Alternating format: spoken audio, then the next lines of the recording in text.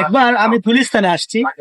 গুলিস্তানে আসলে আসার পরে হঠাৎ আমার প্রস্রাবের চাপ দেয়।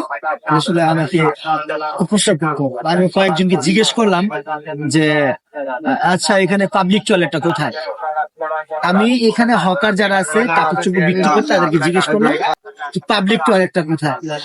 আমি কল্পনাও করতে পারি নাই যারা আমাকে এমন একটা জায়গা দেখাবে যেখানে মানুষ এখন প্রস্রাব করে। কিছুদিন আগে আমি একটা ভিডিও ভিডিও না আমি একটা ছবি আপলোড করেছিলাম যে আসলে মানুষ এখন এখানে প্রস্রাব করে। কারো যদি প্রয়োজন মনে হয় যে গুলিস্তানে এসে প্রস্রাব করতে হবে তাহলে সেজন্য এই জায়গাটা প্রস্রাব করে। এবং অনেকে অনেক মন্তব্য শেয়ার করছে।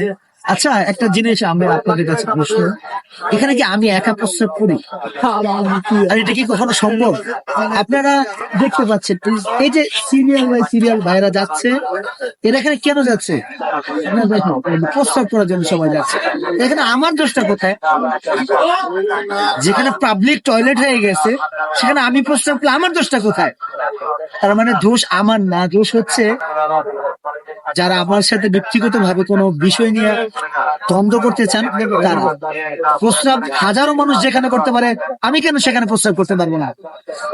আমি বলছিলাম যে গুলিস্তানে এসে যদি কেউ এরকম নেচার কল হয় সেজন্য এখানে চলে আসে। আপনারা দেখতেই পাচ্ছেন আমার পিছনে অনেক মানুষ প্রস্রাব করতে ঢুকতেছে এখানে। এটা হচ্ছে জাতীয় কেন্দ্রীয় অফিস। এখানে মানুষ প্রস্রাব, এটা এখন বর্তমানে গুলিস্তানের পাবলিক টয়লেটই বলা যায়। তো পাবলিক টয়লেটে প্রস্রাব করবো না, থেকে এখানে কি করবে?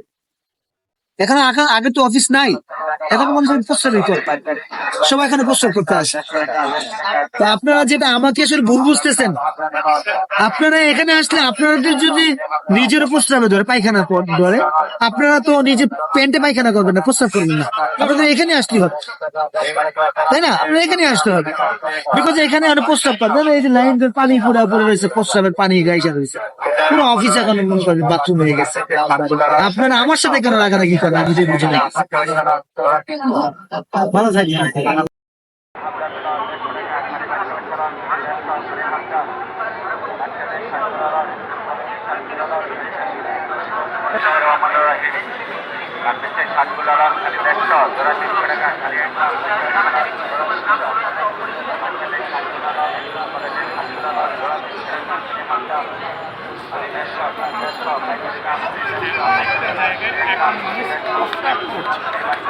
আপনারা হয়তো আমার পেছনের বিল্ডিংটি দেখে মিস করতে পেরেছেন। জায়গাটি হেড অফিস এবং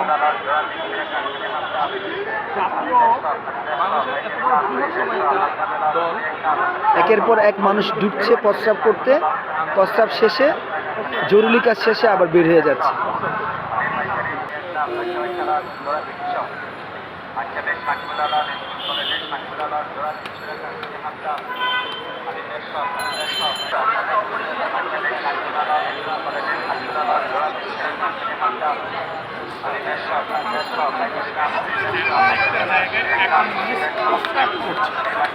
আপনারা হয়তো আমার পেছনের বিল্ডিংটি দেখে মিস করতে পেরেছেন। Awamil head office, no public toilet.